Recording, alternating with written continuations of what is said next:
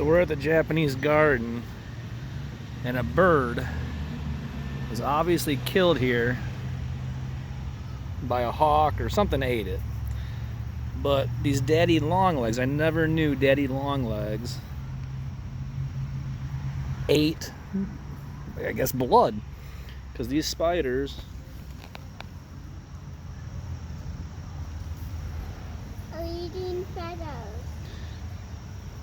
Are absolutely eating the blood off of the feathers. I never knew daddy longlegs would do that. Yeah, me too.